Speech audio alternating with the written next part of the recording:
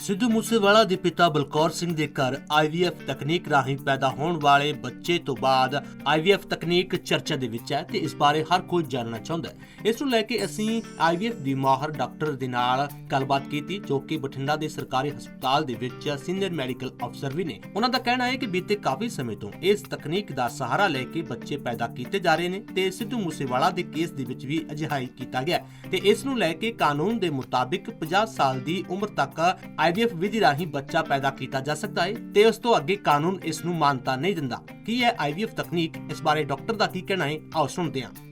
IVF technique जो है वो है कि आर्टिफिशियल तरीके से हम एग्स जो मदर की साइड से आते हैं एग्स और स्पर्म को हम फर्टिलाइजेशन करवाते हैं बॉडी के बाहर।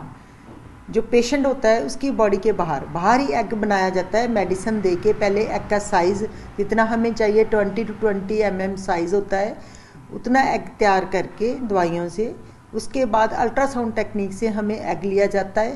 एग लेकर और स्पर्म जो आता है आदमी की तरफ से स्पर्म लेकर उनकी फर्टिलाइजेशन इन विट्रो कराई जाती है बॉडी के बाहर।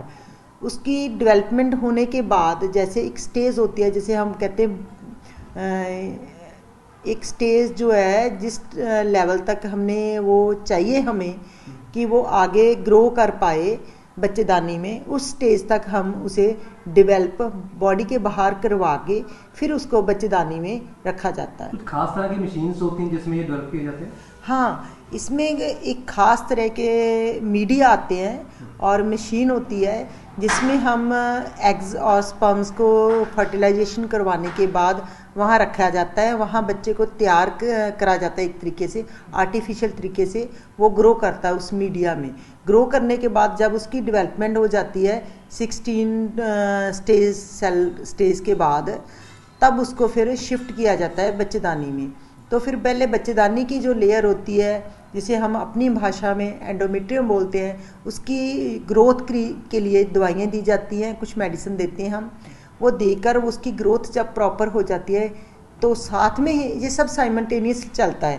उधर हम फर्टिलाइजेशन करवाते हैं, दूसरी तरफ हमने जो है कि उसकी जो बच्चेदानी की मदर होती है उसकी जो बच्चेदानी की लेयर है उसके लिए भी मेडिसिन दी जाती है।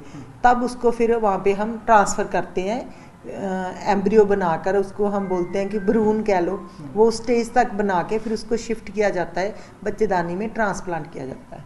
कोई एज का फैक्टर भी है? भारतीय कानून क्या कहता है, कितनी हाँ, एज? भारतीय कानून के अकॉर्डिंग हम 50 ईयर्स तक हम कर सकते हैं। ज़्यादा उम्र के बाद हम ये सक्सेसफुल नहीं रहता और कानून जो हमें अलाउ करता है, कानून की जो है होती है ना दीवार, उस गाइडलाइंस के अकॉर्डिंग ही हम ना यहाँ पे IVF टेक्निक्स जो है हमारे पंजाब में वो की जाती है। जगबानी टीवी ਲਈ VK ਬਹਿਲ ਦੀ ਰਿਪੋर्ट।